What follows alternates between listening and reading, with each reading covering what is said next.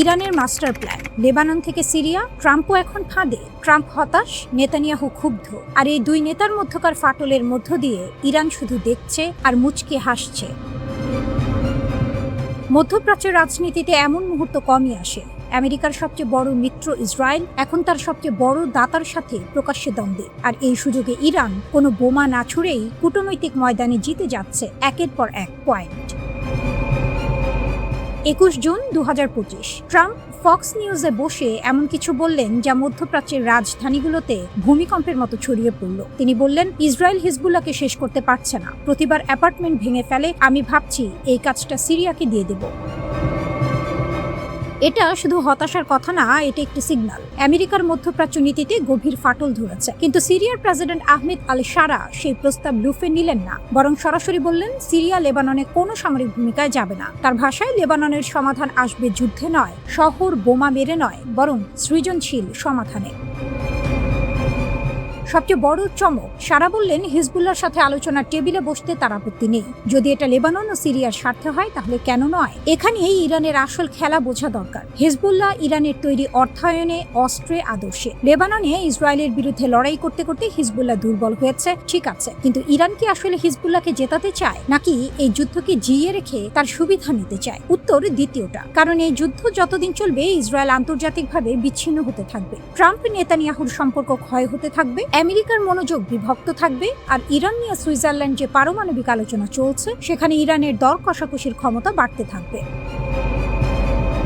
Trump নিজেই স্বীকার করলেন হিজবুল্লাহ হলো ছোট যুদ্ধ, বড় ডিল হলো ইরান। আর সেই বড় ডিলের টেবিলে ইরান এখন শক্ত হাতে বসে আছে, কারণ লেবাননে আগুন জ্বলছে। ট্রাম্প কেন এত বিরক্ত? ট্রাম্পের হতাশার কারণ একটাই, টাইমিং। যখনই ইরানের সাথে চুক্তির কাছাকাছি পৌঁছায় আমেরিকা, তখনই বৈরুতে বিস্ফোরণ হয়, সাধারণ মানুষ মরে, ক্যামেরায় ধ্বংসের ছবি ভাসে, আর পুরো কূটনৈতিক মোমেন্টাম নষ্ট হয়ে যায়। তিনি বললেন, আমি লেবাননে হামলা পছন্দ করি না, বিশেষত বৈরুতের ভেতরে চুক্তি সইয়ের ঠিক আগে। এটা শুধু আবেগের কথা নয়, এটা কৌশলের কথা। ইসরায়েলের প্রতিটা আক্রমণ ইরানের সাথে বড় চুক্তির পথকে কঠিন করছে। নেতানিয়াহু কি বললেন? নেতানিয়াহু পাল্টা দিলেন দৃঢ়ভাবে। তিনি বললেন, আমি ইসরায়েলের স্বার্থে দাঁড়াই। ট্রাম্প আমার কথা শোনেন না, আমিও তার কথা পুরোপুরি মানি না। আমরা দুটো স্বাধীন দেশের নেতা। আর তিনি স্পষ্ট করলেন, গাজায়, সিরিয়ায়, লেবাননে ইসরায়েলের নিরাপত্তা অঞ্চল থাকবে যতদিন দরকার। এই দ্বন্দ্ব এখন প্রকাশ্য, আর ইরান এই ফাটলটাকেই তার সবচেয়ে বড় সম্পদ হিসেবে ব্যবহার করছে। মধ্যপ্রাচ্যের এই জটিল দাবার বোর্ডে ইরান একটি পুরনো কৌশল খেলছে, নিজে না লড়ে অন্যদের দিয়ে লড়িয়ে সুবিধা নেয়া। হিজবুল্লাহ তার হাতিয়ার, লেবানন তার রণক্ষেত্র, আর ট্রাম্প নেতানিয়াহুর দ্বন্দ্ব তার বোনাস।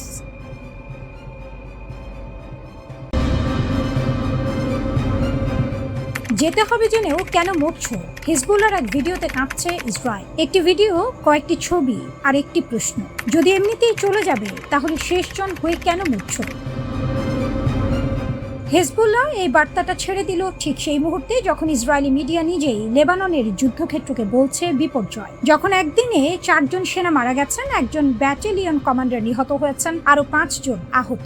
বুলেট দিয়ে নয়, একটি প্রশ্ন দিয়ে ইসরায়েলের বুকে ছুরি বসিয়ে দিল হিজবুল্লাহ। আর এই পুরো ঘটনার পেছনে যে শক্তি দাঁড়িয়ে আছে নীরবে, কৌশলে, অদৃশ্যভাবে, তার নাম ইরান। মনস্তাত্ত্বিক যুদ্ধ, অস্ত্রের চেয়েও ধারালো। যুদ্ধে শুধু গুলি চলে না, মাথাও চলে। হিজবুল্লাহর এই ভিডিওটা কোনো সাধারণ প্রচারণা নয়, এটি সুনির্দিষ্ট লক্ষ্যে ছোড়া একটি মনস্তাত্ত্বিক ক্ষেপণাস্ত্র। লক্ষ্য ইসরায়েলি সমাজের ভেতরে প্রশ্ন তোলা, সন্দেহ ঢোকানো, মনোবল ভাঙা। বার্তাটা সরল কিন্তু ভয়ঙ্কর কার্যকর। ইসরায়েলি সরকার নিজেই স্বীকার করেছে লেবানন থেকে সরে আসার কথা। আমেরিকার সঙ্গে ইরানের চুক্তিতে লেবানন ফ্রন্টে যুদ্ধবিরতির কথা আছে। তাহলে ইসরায়েলি সেনারা এখনো কেন মাটি আঁকড়ে আছে? কার জন্য মরছেন? এই প্রশ্নটা যখন একজন ইসরায়েলি মা করেন, যখন একজন সৈনিকের বাবা করেন, তখন সেটা আর শুধু প্রশ্ন থাকে না, সেটা রাজনৈতিক চাপ হয়ে ওঠে। নেতানিয়াহুর উপর চাপ। হিজবুল্লাহ জানে এই খেলা, আর এই খেলা শিখিয়েছে ইরান। একদিনে 5 সেনা, ইসরায়েলি মিডিয়া বলছে বিপর্যয়। কাফার তেবনে, দক্ষিণ লেবানন, হিজবুল্লাহর অ্যান্টি ট্যাঙ্ক মিসাইল বা বিস্ফোরকবাহী ড্রোন সরাসরি আঘাত করলো একটি ইসরায়েলি ট্যাঙ্কে। 4 জন নিহত, তাদের মধ্যে 52তম ব্যাটালিয়নের কমান্ডার, যিনি মাত্র কয়েকদিন আগে দায়িত্ব নিয়েছিলেন। একটি ব্যাটালিয়নের কমান্ডার মাঠে মারা যাওয়া সাধারণ ক্ষতি নয়, এটি সামরিক নেতৃত্বে আঘাত, এটি মনোবলে আঘাত। ইসরায়েলি সেনাবাহিনীর তদন্তে নিশ্চিত হয়েছে ঘটনাটা কোনো কারিগরি ত্রুটি নয়, সরাসরি হিজবুল্লাহর নির্ভুল হামলা। কয়েক ঘন্টার মধ্যে আবার হামলা, এবার ড্রোন, আরো 5 জন আহত, একজনের অবস্থা গুরুতর। ইসরায়েলি মিডিয়া সেই দিনটিকে বর্ণনা করেছে একটি মাত্র শব্দে, বিপর্যয়। নেতানিয়াহুর দ্বিমুখী চাপ, ভেতরে আর বাইরে দুদিক থেকেই চাপে নেতানিয়াহু। বাইরে ট্রাম্প ইতিমধ্যে ইরানের সঙ্গে সমঝোতার স্মারক সই করে ফেলেছেন, সেই চুক্তিতে লেবানন ফ্রন্টে তাৎক্ষণিক যুদ্ধবিরতির কথা আছে। ভাইস প্রেসিডেন্ট জেডি ভ্যান্স প্রকাশ্যে বলেছেন ইসরায়েলের বৈরুত হামলা এই কূটনৈতিক প্রক্রিয়াকে ক্ষতিগ্রস্ত করছে। ভেতরে ইসরায়েলি সমাজে প্রশ্ন উঠছে, প্রতিদিন কফিন ফিরছে, পরিবারগুলো জানতে চাইছে এই যুদ্ধের শেষ কোথায়। কিন্তু নেতানিয়াহু পিছু হচ্ছেন না, বরং তিনি ওয়াশিংটনে লবিং করছেন। রক্ষণশীল মিডিয়া ব্যক্তিত্ব আর কংগ্রেসের মিত্রদের মাধ্যমে ইরান চুক্তির বিরুদ্ধে জনমত তৈরির চেষ্টা করছেন। সিনেটর বিল ক্যাসিডি বললেন এটা দশকের সবচেয়ে বড় পররাষ্ট্রনীতির ব্যর্থতা। টেড ক্রুজ বললেন চুক্তির শর্তগুলো বিপজ্জনক, কিন্তু ট্রাম্প সই করে ফেলেছেন, চাকা ঘুরতে শুরু করেছেন। ইরানের নীরব বিজয়, এই পুরো ছবিটা এক ধাপ পিছিয়ে দেখলে একটি বিষয় স্পষ্ট হয়ে যায়। ইরান সরাসরি যুদ্ধ করেনি লেবাননে, ইরানের সেনা মারা যায়নি কাফার তেপনিতে, কিন্তু হিজবুল্লাহ যে অস্ত্র ব্যবহার করেছে, যে কৌশলে হামলা করেছে, যে সময়ে মনস্তাত্ত্বিক ভিডিও ছেড়েছে, এই পুরো পরিকল্পনার পেছনে তেহরানের ছাপ অস্বীকার করার উপায় নেই।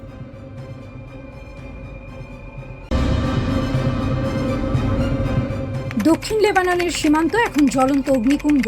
মুখোমুখি লড়াইয়ে ইসরায়েলের 4 এলিট সেনা খতম। নিহতদের মধ্যে আছেন খোদ ব্যাটালিয়ন কমান্ডার লেফটেন্যান্ট দর গেদালিয়াবেভ সিমসন। তেল আবিবের সামরিক সদর দপ্তরে এখন শুধু কান্নার রোল আর প্রতিশোধের চিৎকার। এই চরম পরাজয় দিশেহারা হয়ে ইসরায়েলের কট্টরপন্থী মন্ত্রী ইতামার বেন গাভির হুমকি দিয়েছেন গোটা লেবাননকে জ্বালিয়ে পুড়িয়ে ছারখার করে দেয়ার। ইসরায়েলি আগ্রাসনের এই দানবীয় রূপের সামনে মধ্যপ্রাচ্যের একমাত্র অতন্ত্র প্রহরী হিসেবে দাঁড়িয়ে গেছে ইরান। পশ্চিমা সাম্রাজ্যবাদ আর ইসরায়েলি দম্ভের মুখে লেবাননকে রক্ষা করতে ইরান এখন নায়কের আসনে। সীমান্তের ট্র্যাজেডি ও ইসরায়েলের দম্ভ চূর্ণ। দক্ষিণ লেবাননের পাহাড়ি অঞ্চলে ইসরায়েলি বাহিনী ভেবেছিল তারা সহজেই আধিপত্য বিস্তার করবে, কিন্তু লেবাননের প্রতিরোধ যোদ্ধাদের সুনিপুণ অ্যাম্বুশে মুহূর্তের মধ্যে চূর্ণ হয়ে যায় ইসরায়েলি অহংকার। 4 সেনা নিহতের খবর ছড়িয়ে পড়তেই তেল আবিবের রাজনৈতিক অঙ্গনে তোলপাড় শুরু হয়। বিশেষ করে ব্যাটালিয়ন কমান্ডার সিমসনের মৃত্যু ইসরায়েলি ডিফেন্স ফোর্সের মনোবলকে গুঁড়িয়ে দিয়েছে। এই ক্ষয়ক্ষতি আড়াল করতেই এখন ইসরায়েলের কট্টর ডানপন্থীরা উন্মাদের মতো আচরণ করছে। ইতামার বেন গাভিরের উস্কানি। ইসরায়েলের জাতীয় নিরাপত্তা বিষয়ক মন্ত্রী বেন গাভির সরাসরি লেবাননের হাজারো মায়ের কোল খালি করার হুমকি দিয়েছেন। তিনি পুরো অঞ্চলকে মানচিত্র থেকে মুছে ফেলার ডাক দিয়েছেন। এই উন্মাদনা প্রমাণ করে মাঠ পর্যায়ে প্রতিরোধ যোদ্ধাদের মার খেয়ে ইসরায়েল কতটা মরিয়া। মার্কিন ইসরায়েল দ্বিমুখী নীতি ও ফ্রান্সের অসহায়ত্ব।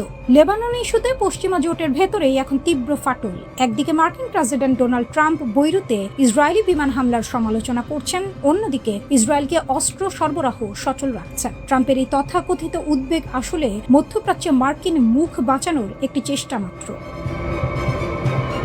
নেতানিয়াহু সাফ জানিয়ে দিয়েছেন ওয়াশিংটনের কোনো বিধিনিষেধ তিনি মানবেন না। এদিকে ফরাসি পররাষ্ট্রমন্ত্রী জন ওয়েলবুরো যুক্তরাষ্ট্রের কাছে আকুতি জানাচ্ছেন যেন তারা ইসরায়েলকে থামায়, কিন্তু বাস্তবতা হলো পশ্চিমা পরাশক্তিগুলো মুখে শান্তির কথা বললেও ভেতরে ভেতরে ইসরায়েলি যুদ্ধাপরাধের অংশীদার। তারা লেবাননের সার্বভৌমত্ব রক্ষায় সম্পূর্ণ ব্যর্থ। ইরান লেবাননের সার্বভৌমত্বের আসল ত্রাতা। পশ্চিমাদের এই ভণ্ডামি এবং ইসরায়েলের আগ্রাসনের মুখে লেবানন যখন অভিভাবকহীন, ঠিক তখনই ত্রাতার ভূমিকায় অবতীর্ণ হয়েছে ইরান। তেহরান কেবল ফাঁকা বলি বা যুদ্ধের হুমকি দেয় না, তারা মাঠ পর্যায়ে প্রতিরোধ গড়ে তোলার আসল কারিগর।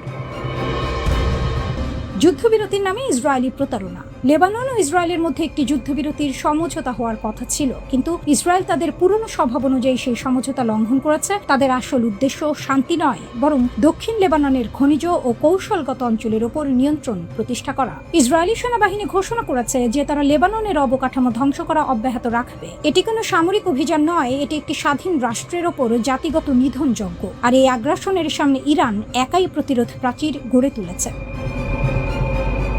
অবিরাম ইসরায়েলি হামলায় দক্ষিণ লেবাননে এখন মানবিক বিপর্যয় চরমে। হাজার হাজার নিরীহ মানুষ প্রাণ হারিয়েছেন, লাখ লাখ মানুষ নিজ ভূমিতে উদ্বাস্ত হয়ে দিন কাটাচ্ছেন। জাতিসংঘ এবং আন্তর্জাতিক অপরাধ আদালত কেবল নীরব দর্শকের ভূমিকা পালন করছে।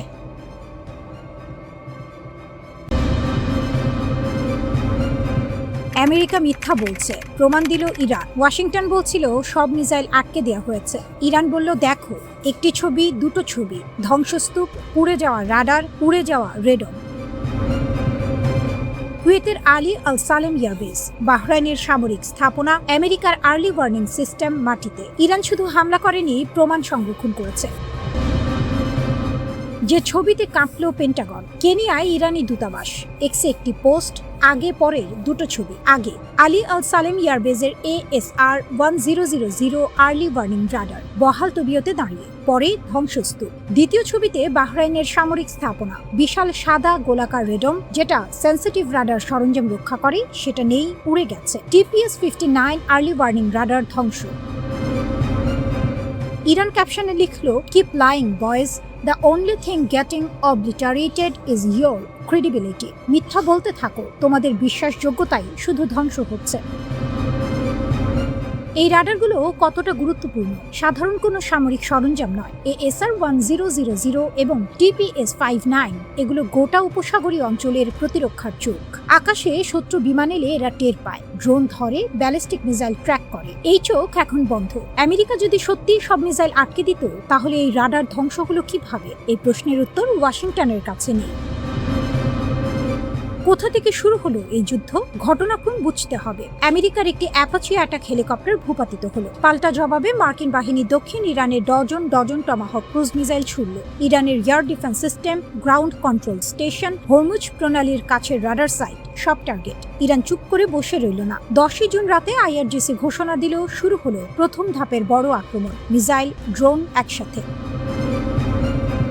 এক রাতে 18টি টার্গেট। IRGCর দাবি, একটি অভিযানে 18টি আমেরিকান স্থাপনায় আঘাত। কুয়েতের আলী আল সালেম এয়ারবেস, আহমেদ আল জাবের এয়ারবেস, বাহরাইনের শেখ ঈশা এয়ারবেস, উত্তর ইরাকের হারির এয়ারবেস, জর্ডানের একটি এয়ারবেসে F-35 হ্যাঙ্গার। এমনকি বাহরাইনে মার্কিন নৌবাহিনীর 5ম ফ্লিটের সদর দফতর লক্ষ্য করে সুইসাইড ড্রোন পাঠানো হয়েছে। পার্সিয়ান উপসাগর থেকে ইরাক, জর্ডান থেকে বাহরাইন, ইরানের আঘাত ছড়িয়ে পড়েছে পুরো অঞ্চল জুড়ে। IRGC aerospace commander major general Majid Mousavi বললেন, গোটা অঞ্চলকে নরক বানিয়ে দিতে হবে। আমেরিকা কি বলছে?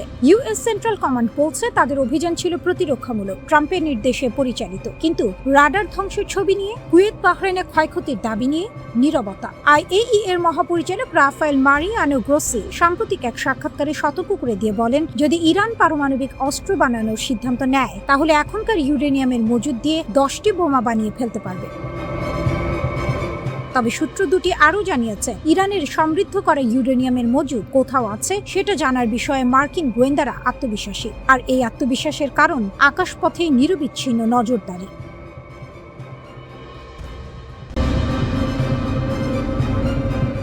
মিত্রকেই শাসালেন ভ্যান্স।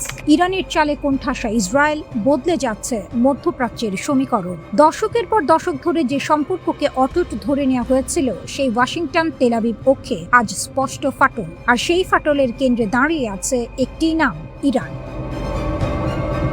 তেহরান কোনো যুদ্ধ জেতেনি, কিন্তু কূটনীতির বোর্ডে এমন একটি চাল দিয়েছে, যেটা আমেরিকার ভাইস প্রেসিডেন্টকে দিয়েই তার পুরনো মিত্রকে সরাসরি শাসাতে বাধ্য করেছে। এটাই এখন বিশ্ব রাজনীতির সবচেয়ে বড় গল্প। যে মন্তব্য কাঁপিয়ে দিল সব হিসাব। জেডি ভ্যান্স, মার্কিন ভাইস প্রেসিডেন্ট, ট্রাম্প প্রশাসনের দ্বিতীয় সর্বোচ্চ ক্ষমতাধর মানুষ। সাংবাদিকদের মুখোমুখি দাঁড়িয়ে তিনি সরাসরি ইসরায়েলি নেতৃত্বের উদ্দেশ্যে বললেন, বাস্তবতাটা বুঝতে শেখা প্রয়োজন। এই একটি লাইন আন্তর্জাতিক কূটনীতির ভাষায় অনেক কিছু বলে দেয়। মিত্রকে প্রকাশ্যে এভাবে সতর্ক করা হয় না, যদি না সম্পর্কে সত্যি বড় ধরনের টানাপোড়েন তৈরি হয়। কিন্তু কেন এই মন্তব্য? কিসের আগে ফুঁসলেন ভ্যান্স? ঘটনার শিকড়ে ইরান। ট্রাম্প প্রশাসন ইরানের সঙ্গে একটি সমঝোতা চুক্তির খসড়া তৈরি করেছে। সেই খবর ছড়িয়ে পড়তেই ইসরায়েলের অন্দরমহলে শুরু হলো তীব্র সমালোচনার ঝড়। ইসরায়েলের মন্ত্রী ও নীতি নির্ধারকদের অনেকেই এই সমঝোতাকে বললেন তেহরানের কাছে মার্কিন প্রশাসনের নতি স্বীকার। সমালোচনা শুধু কূটনৈতিক ভাষায় থামেনি, ট্রাম্প প্রশাসনকে লক্ষ্য করে ব্যক্তিগত আক্রমণও এলো। আর তখনই ভ্যান্স ধৈর্য হারালেন। যা বললেন ভ্যান্স, যা শুনতে হলো ইসরায়েলকে। ভ্যান্সের বার্তা ছিল কঠোর, স্পষ্ট এবং একদম সরাসরি। তিনি মনে করিয়ে দিলেন, গত কয়েক মাসে ইসরায়েলের আকাশ ও ভূখণ্ড রক্ষায় ব্যবহৃত প্রতিরক্ষা সরঞ্জামের 2/3 এসেছে আমেরিকার হাত ধরে। মার্কিন করদাতাদের টাকায় কেনা অস্ত্র দিয়ে যারা নিজেদের বাঁচাচ্ছে, তাদের পক্ষ থেকে ট্রাম্প প্রশাসনের সমালোচনা কোনোভাবেই গ্রহণযোগ্য নয়। এখানেই থামলেন না, ব্যঙ্গাত্মক ভঙ্গিতে প্রশ্ন ছুড়লেন। সমালোচনা করা সহজ, কিন্তু বিকল্প প্রস্তাবটা ঠিক কি? তারপর বললেন সেই কথা যেটা ইসরায়েলের রাজনৈতিক মহলে এখনো অনুরণিত হচ্ছে। কোনো সমস্যার সমাধান কেবল শক্তি প্রয়োগ বা ধ্বংসযজ্ঞ দিয়ে চিরস্থায়ী হয় না। ইরান যে চালটা দিয়েছে, এখন একটু পেছনে ফিরে তাকান। ইরান কি সত্যিই দুর্বল হয়ে টেবিলে এসেছে, নাকি এটা তেহরানের দীর্ঘমেয়াদী কৌশলের অংশ?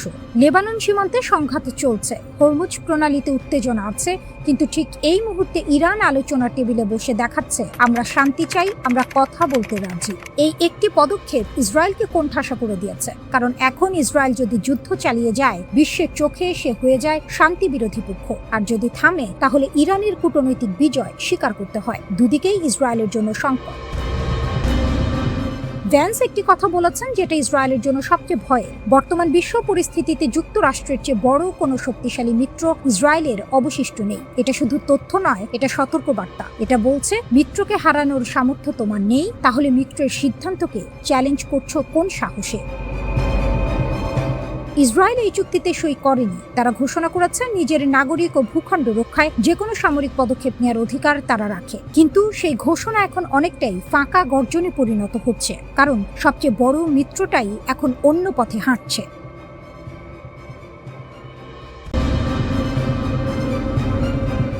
একই দিনে দুই পরাশক্তির 2 বোমারু বিমান ধ্বংস, ইতিহাস কাঁপানো পতন। একদিন দুটো দেশ, দুটো বিধ্বংসী বোমারু বিমান আর দুটো ধ্বংসস্তূপ। সিনেমার গল্প নয়, এটা বাস্তব। পৃথিবীর 2 প্রান্তে, একদিকে আমেরিকার মরুভূমি, অন্যদিকে রাশিয়ার সাইবেরিয়ার ঘন জঙ্গল। একই দিনে গর্জন থেমে গেল 2 দানবীয় আকাশযানের। ঘটনাটা এতটাই অবিশ্বাস্য যে প্রতিরক্ষা বিশেষজ্ঞরা পর্যন্ত থমকে গেছেন। ক্যালিফোর্নিয়া থেকে শেষ উড়ান, এডওয়ার্ডস এয়ারফোর্স বেস, ক্যালিফোর্নিয়া। আমেরিকার বিখ্যাত B-52 স্ট্র্যাটোফোর্ট্রেস স্নায়ুযুদ্ধের সেই কিংবদন্তি বোমারু বিমান রানওয়ে ছেড়ে আকাশে উঠল। পাইলটরা জানতেন না এটাই শেষবার। টেক অফের পরপরই যান্ত্রিক ত্রুটি, বিমান নিয়ন্ত্রণ হারালো। বিশাল দেহে সেই যান মাটির দিকে ছুটল তীরবেগে। মরুভূমির বালিতে আছড়ে পড়ল আগুনের কুণ্ডলী হয়ে। 8 জন সামরিক সদস্য, কেউ ফেরেননি, পুরো আমেরিকা স্তব্ধ। 1000 মাইল দূরে সাইবেরিয়ায় একই দিন, একই সময়ের কাছাকাছি রাশিয়ার ইরকুটস্ক অঞ্চলের আকাশে তখন উঠছিল Tu-22M3, রুশ বায়ুসেনার সবচেয়ে ভয়ঙ্কর বোমারু বিমানগুলোর একটি। প্রশিক্ষণ মিশনে গিয়েছিল, ফেরার কথা ছিল, কিন্তু যন্ত্রপাতি বিশ্বাসঘাতকতা করল।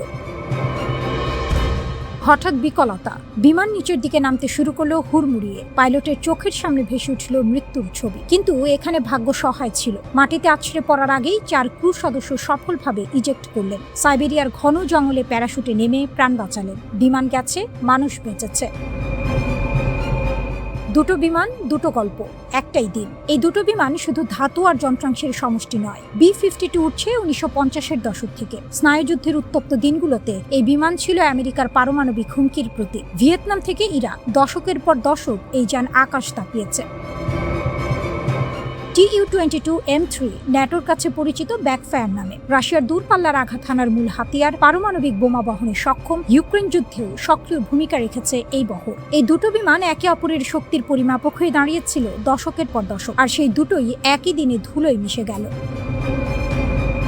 প্রশ্ন যা এখন সবার মুখে, তদন্তকারীরা এখন চুলচেরা বিশ্লেষণে মগ্ন। আমেরিকার প্রশ্ন, B-52 এর নিরাপত্তা ব্যবস্থা কি ফাঁক ছিল? এত পুরনো বিমান কি আর নির্ভরযোগ্য? রাশিয়ার প্রশ্ন, Tu-22M3 বহরের রক্ষণাবেক্ষণ কি যথেষ্ট? ইউক্রেন যুদ্ধের চাপে কি প্রযুক্তিগত ফাটল ধরছে? দুটো দেশ, দুটো ভিন্ন প্রশ্ন, কিন্তু উদ্বেগটা একই। বিশাল শক্তি, বিশাল দায়িত্ব আর বিশাল দুর্বলতা। এটা কি নিছক কাকতালীয়, নাকি 2 বহরেই গভীর কারিগরি সংকট লুকিয়ে আছে? ইতিহাসের বিরল পতন, সামরিক ইতিহাসে এমন ঘটনা বিরল। 2 পরাশক্তির 2 প্রতীকী অস্ত্র একই দিনে ধ্বংস। এটা নিছক দুর্ঘটনার যোগফল নয়, এটা একটি সতর্কবার্তা। প্রযুক্তি যতই আধুনিক হোক, যন্ত্র যতই নিখুঁত হোক, আকাশে একবার কিছু ভুল হলে নিচে নেমে আসতে সময় লাগে না। B-52 এর ধ্বংসাবশেষ পড়ে আছে ক্যালিফোর্নিয়ার মরুভূমিতে। Tu-22 M3 এর ভাঙা কাঠামো ছড়িয়ে আছে সাইবেরিয়ার জঙ্গলে। দুটোই নীরব, দুটোই সাক্ষী সেই এক অদ্ভুত দিনের, যেদিন পৃথিবীর দুই পরাশক্তির দম্ভ একসাথে মাটিতে মিশে গিয়েছিল। তদন্তের রিপোর্ট আসবে, কারণ জানা যাবে, কিন্তু এই সমাপতন, এই বিরল মর্মান্তিক সমাপতন সামরিক ইতিহাসের পাতায় লেখা থাকবে চিরকাল।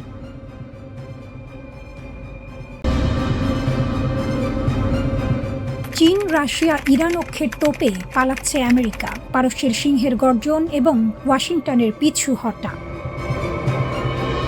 মধ্যপ্রাচ্যের মরুভূমিতে এখন আর মার্কিন সাম্রাজ্যের একচ্ছত্র দাপট নেই, সেখানে এখন শুধু পারস্যের সিংহের গর্জন। চীন, রাশিয়া আর ইরানের ত্রিমুখী শক্তিতে মধ্যপ্রাচ্যের ভূ রাজনীতিতে নেমে এসেছে এক মহাপ্রলয়। যে ওয়াশিংটন এতকাল এই অঞ্চলে ছড়িয়ে ঘুরিয়েছে, তারা এখন তল্পিতল্পা গুটিয়ে পালাতে বাধ্য হচ্ছে। তেহরানের হুঙ্কারে কাঁপছে তেল আবিব থেকে ওয়াশিংটন। বছরের পর বছর ধরে গড়ে ওঠা এক অভেদ্য দেয়াল এখন আমেরিকার সামনে দাঁড়িয়ে। এই দেয়ালের নাম চীন, রাশিয়া, ইরান অক্ষ। ইরান আমেরিকা ছায়াযুদ্ধে চূড়ান্ত বিজয়গাথা লিখেছে তেহরান। এটা শুধু ফাঁকা বুলি নয়, রণক্ষেত্রের কঠিন বাস্তবতা। একদিকে ইসলামিক রিভলিউশনারি গার্ড কর্পস বা IRGCর ইস্পাত কঠিন মনোবল, অন্যদিকে দুই পরাশক্তি বন্ধু চীন ও রাশিয়ার প্রযুক্তিগত সমর্থন। এই দুইয়ের মেলবন্ধনে মার্কিন যুক্তরাষ্ট্রের আধুনিক প্রতিরক্ষা ব্যবস্থাকে বুড়ো আঙুল দেখিয়েছে পারস্যের সিংহরা। শহীদ আয়াতুল্লাহ আলী খামেনির দেশ আজ পশ্চিমাদের চোখে চোখ রেখে লড়াই করছে। মধ্যপ্রাচ্যের কসাই খ্যাত বেনিয়ামিন নেতানিয়াহুর সমস্ত ছক ভেস্তে দিয়েছে ইরান। মার্কিন রণতরী আর অত্যাধুনিক যুদ্ধ বিমানগুলো আজ অসহায়। তেহরানের এই রণকৌশলের সামনে টিকতে না পেরে রীতিমতো লেজ গুটিয়ে পালাচ্ছে মার্কিন বাহিনী। পুতিনের বন্ধুত্ব, রাশিয়ার MI হেলিকপ্টার চুক্তি। রুশ প্রেসিডেন্ট ভ্লাদিমির পুতিন যে ইরানের কত বড় বন্ধু তার প্রমাণ এবার প্রকাশ্য। শুধু মুখের কথা নয়, রাশিয়া ও ইরানের বন্ধুত্ব এখন রূপ নিয়েছে সামরিক ও কৌশলগত চুক্তিতে। মস্কোতে আনুষ্ঠানিকভাবে একটি বড় চুক্তি সই করেছে ইরানের রেড ক্রিসেন্ট এবং রুশ প্রতিনিধি দল। চুক্তি অনুযায়ী রাশিয়ার কাছ থেকে 21টি অত্যাধুনিক MI হেলিকপ্টার কিনতে যাচ্ছে তেহরান। 2027 সালের মার্চের মধ্যেই প্রথম চালানির 4টি হেলিকপ্টার পৌঁছে যাবে পারস্যের মাটিতে। এই হেলিকপ্টারগুলো শুধু ত্রাণ বা রসদ সরবরাহের কাজেই লাগবে না, এর ভেতরে লুকিয়ে আছে পুতিনের দেয়া এক বড় চমক। এই আকাশযানগুলোতে যুক্ত থাকছে অত্যন্ত উন্নত নাইট ভিশন প্রযুক্তি। এর অর্থ হলো ঘুটঘুটে অন্ধকারেও শত্রুর চোখ ফাঁকি দিয়ে নিখুঁতভাবে অপারেশন চালাতে পারবে এই চপারগুলো। পাশাপাশি এতে থাকছে আধুনিক অগ্নি নির্বাপন সরঞ্জাম। দুর্যোগে কিংবা যুদ্ধে সবখানেই এই রুশ প্রযুক্তি ইরানকে দেবে এক অনন্য সুবিধা। বেজিং তেহরান অক্ষ, চীনের দীর্ঘমেয়াদী বাজি। শুধু রাশিয়া নয়, চীনকে নিয়েও সমান আত্মবিশ্বাসী তেহরান। ইরানের সংসদ স্পিকার মোহাম্মদ বাঘের গালিবাফ স্পষ্ট ভাষায় হুঙ্কার ছেড়েছেন। তিনি বলেছেন, তেহরান কেবল চীনের একজন সাধারণ বাণিজ্যিক গ্রাহক নয়, ইরান হলো চীনের একটি পূর্ণাঙ্গ, নির্ভরযোগ্য এবং দীর্ঘমেয়াদী অংশীদার। বেজিংকে এটা বিশ্বাস করতে হবে যে ভবিষ্যতের যে কোনো আঞ্চলিক বা আন্তর্জাতিক জোটে এই দুই দেশ একসঙ্গে নেতৃত্ব দেবে। নতুন কোনো বিশ্ব ব্যবস্থা বা ব্লক তৈরি হলে চীন ও ইরান হবে তার অপরিহার্য সদস্য। ইরানি নীতি নির্ধারকদের মতে বৈশ্বিক রাজনীতিতে ক্ষমতার ভারসাম্য বজায় রাখতে বেইজিং এক গুরুত্বপূর্ণ ভূমিকা পালন করছে। মার্কিন যুক্তরাষ্ট্রের একতরফা নিষেধাজ্ঞা ওসব এখন কেবলই কাগজের বাগ। চীন ও ইরান সই করেছিল এক যুগান্তকারী 25 বছর মেয়াদী ব্যাপক কৌশলগত অংশীদারিত্ব চুক্তি। এই একটি চুক্তি আন্তর্জাতিক রাজনীতির মোড় ঘুরিয়ে দিয়েছে। রাজনীতি, সংস্কৃতি, নিরাপত্তা, প্রতিরক্ষা থেকে শুরু করে আঞ্চলিক সহযোগিতা, সব ক্ষেত্রেই দুই দেশের দীর্ঘমেয়াদী ফ্রেমওয়ার্ক তৈরি হয়ে গেছে এই চুক্তির মাধ্যমে।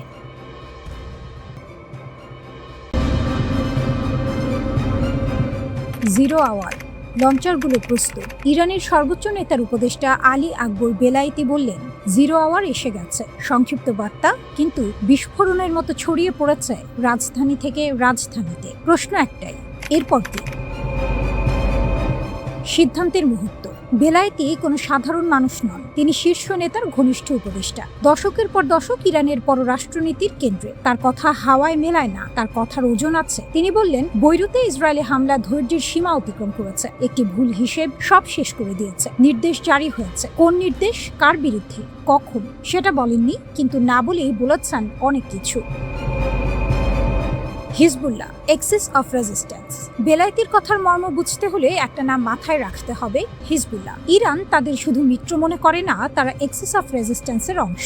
একই জোটে হুতি, ইরাকি মিলিশিয়া, সিরিয়ার সশস্ত্র গোষ্ঠী। ইরানি নেতৃত্বে একটি আঞ্চলিক প্রতিরোধ কাঠামো। লেবানন ইসরায়েল যখন হামলা চালায়, ইরানের কাছে সেটা শুধু একটি দেশের সমস্যা নয়, সেটা পুরো জোটের গায়ে আঘাত। বেলায়েতি পরিষ্কার করে বলেছেন, লেবানন জ্বললে আগুন সীমান্তে আটকাবে না। দুটো প্রণালী, একটি দুনিয়া। ইরানের হাতে অস্ত্র আছে, মিসাইল আছে, ড্রোন আছে, কিন্তু সবচেয়ে ধারালো অস্ত্র হয়তো অন্যটা, হরমুজ প্রণালী, বাব আল মান্দাব প্রণালী। এই দুই জলপথ দিয়ে প্রতিদিন বয়ে যায় বিশ্বের বিশাল অংশের জ্বালানি। উপসাগরীয় তেল ইউরোপে যায় এই পথে, এশিয়ার কারখানা চলে এই পথের উপর ভর করে। ইরান যদি এই প্রণালী বন্ধ করে দেয়, তাহলে কি হবে? তেলের দাম আকাশ ছুঁবে, শিপিং রুট বদলে যাবে, বৈশ্বিক সাপ্লাই চেইনে ভূমিকম্প। বেলায়েতি এটাকে বললেন কৌশলগত শ্বাসরোধ, মানে শত্রুর অর্থনৈতিক ধমনী চেপে ধরা, বুলেট ছাড়াই যুদ্ধ। এটা হুমকি নয়, এটা রণনীতি। ইসরায়েলের হিসেব। ইসরায়েল জানে ইরান কি করতে পারে। 2024 সালে ইরান সরাসরি ইসরায়েলের ড্রোন ও মিসাইল ছুড়েছিল। সেটা ছিল ইতিহাসে প্রথমবার। প্রায় 300টি অস্ত্র পাঠিয়েছিল তেহরান, বেশিরভাগ আটকে গেছে, কিন্তু বার্তা পৌঁছে গেছে। এখন পরিস্থিতি আরো জটিল। গাজায় যুদ্ধ চলছে, লেবানন জ্বলছে, হুতিরা লোহিত সাগরে জাহাজে হামলা চালাচ্ছে। ইরানের প্রক্সি নেটওয়ার্ক সক্রিয় চারদিকে। এই মুহূর্তে বেলায়েতির বার্তা, লঞ্চারগুলো প্রস্তুত। তেল আবিব এই বার্তা হালকাভাবে নেওয়ার সুযোগ নেই। যুদ্ধ নাকি রাজনীতি? বিশ্লেষকরা বলছেন এটা সরাসরি যুদ্ধের ঘোষণা নয়, এটা চাপ তৈরির কৌশল। কূটনৈতিক মঞ্চে ইরানের অবস্থান শক্ত করার চেষ্টা, আন্তর্জাতিক সম্প্রদায়কে বলা আমাদের উপেক্ষা করা যাবে না। কিন্তু এখানেই বিপদ। কৌশলগত বার্তা আর বাস্তব যুদ্ধের মাঝের দূরত্ব কমে আসছে। একটা ভুল সিদ্ধান্ত, একটা অতিরিক্ত হামলা, একটা ভুল হিসেব, আর সব উল্টে যেতে পারে। মধ্যপ্রাচ্যের ইতিহাস বলে এখানে আগুন একবার লাগলে নেভানো কঠিন।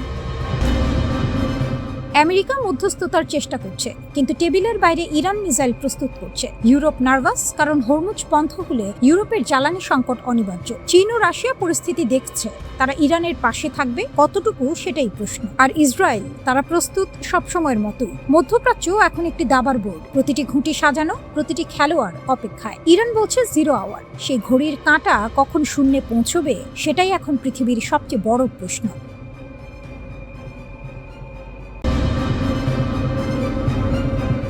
একটা সুইচ আর থমকে যাবে পুরো পৃথিবী।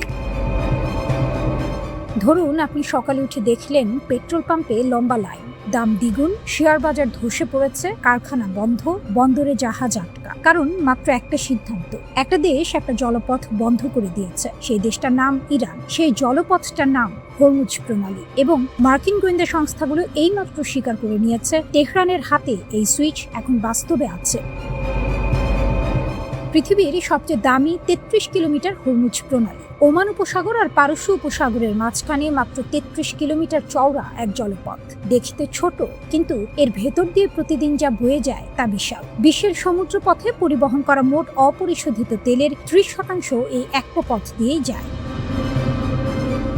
সৌদি আরব, সংযুক্ত আরব আমিরাত, কুয়েত, ইরাক, কাতার, এই অঞ্চলের প্রতিটি বড় তেল রফতানিকারক দেশের জাহাজ এই পথে চলে। ইউরোপ, এশিয়া, আমেরিকা, সবার জ্বালানির লাইন এই একটি গলিপথের উপর নির্ভরশীল। এই পথ বন্ধ হলে বিকল্প নেই। পাইপলাইন আছে, কিন্তু পর্যাপ্ত নয়। অন্য সমুদ্রপথ আছে, কিন্তু 1000 কিলোমিটার ঘুরতে হবে। তার মানে সময় বাড়বে, খরচ বাড়বে, আর তেলের দাম আকাশ ছোঁয়া। গোয়েন্দা রিপোর্টের বোমা। সিএনএন মার্কিন গোয়েন্দা প্রতিবেদনের বরাত দিয়ে যা জানালো তা রীতিমতো চমকে দেওয়ার মতো। ইরান শুধু হুমকি দেয়নি, তারা প্রমাণ করেছে চলমান সংঘাতের মাঝেও তারা হরমুজের প্রবেশপথ অবরুদ্ধ করার সক্ষমতা রাখে। এটার তাত্ত্বিক কোনো আলোচনা নয়, এটা কার্যত যাচাই করা বাস্তবতা। গোয়েন্দা মহলের ভাষাটা আরো কঠিন। হরমুজের ওপর ইরানের এই নিয়ন্ত্রণ পারমাণবিক বোমার চেয়েও বেশি কার্যকর অস্ত্র। কারণ পারমাণবিক বোমা ব্যবহার করলে ইরান নিজেও ধ্বংস হবে, কিন্তু হরমুজ বন্ধ করলে পুরো পৃথিবী পুড়বে আর ইরান বসে দেখবে। তেহরানের নতুন চাল। দশকের পর দশক ধরে পশ্চিমা দুনিয়া ইরানকে চাপ দিয়েছে, অবরোধ দিয়ে, হুমকি দিয়ে, এক ঘরে করে। তেহরান এতদিন পাল্টা দিয়েছে মিত্রদের মাধ্যমে, হামাস, হিজবুল্লাহ, হুতি। কিন্তু এখন সমীকরণ বদলে গেছে। হরমুজের এই সক্ষমতা ইরানকে দিয়েছে সরাসরি দর কষাকষির হাতিয়ার। আন্তর্জাতিক যে কোনো আলোচনার টেবিলে তেহরান এখন ঢুকবে নতুন দাপটে। অবরোধ তুলে নাও, না হয় দেখো কি হয়। এটাই এখন তাদের কার্ড। পাকিস্তান সহ বিভিন্ন মধ্যস্থতাকারীর চেষ্টায় ওয়াশিংটন ও তেহরানের মধ্যে কিছুটা সমঝোতার হাওয়া বইছিল। মার্কিন প্রশাসন নিষেধাজ্ঞা শিথিলের কথাও ভাবছিল, কিন্তু এই গোয়েন্দা প্রতিবেদন সব হিসাব উল্টে দিয়েছে। কারণ চুক্তি হলেও প্রশ্ন থেকে যাচ্ছে, হরমুজের ওপর ইরানের এই সামরিক সক্ষমতা থাকবে। আজ সমঝোতা হলো, কাল আবার বিরোধ হলে সেই সুইচ তো ইরানের হাতেই থাকবে। ওয়াশিংটনের ঘুম কেড়েছে, যা সত্যিকারের বিপদ এখানে। আমেরিকা দীর্ঘদিন ধরে ইরানের পারমাণবিক কর্মসূচি নিয়ে মাথা ঘামিয়েছে। পরমাণু বোমা যেন তেহরানের হাতে না পড়ে, এটা ছিল মার্কিন নীতির কেন্দ্রে। কিন্তু এখন পেন্টাগন ও CIA বুঝতে পারছে, পরমাণু বোমার চেয়ে কম বিপদজনক নয় হরমুজের চাবিকাঠি। পারমাণবিক কর্মসূচি আটকানো যায় বোমা মেরে, নিষেধাজ্ঞা দিয়ে, চাপ দিয়ে, কিন্তু হরমুজকে আটকাবেন কিভাবে? মার্কিন নৌবাহিনী সেখানে আছে, কিন্তু একটি পূর্ণ সংঘর্ষ ছাড়া ইরানকে থামানো যাবে না। আর সেই সংঘর্ষের মূল্য দিতে পুরো পৃথিবী রাজি নয়। ইরান সেটা ভালোভাবেই জানে।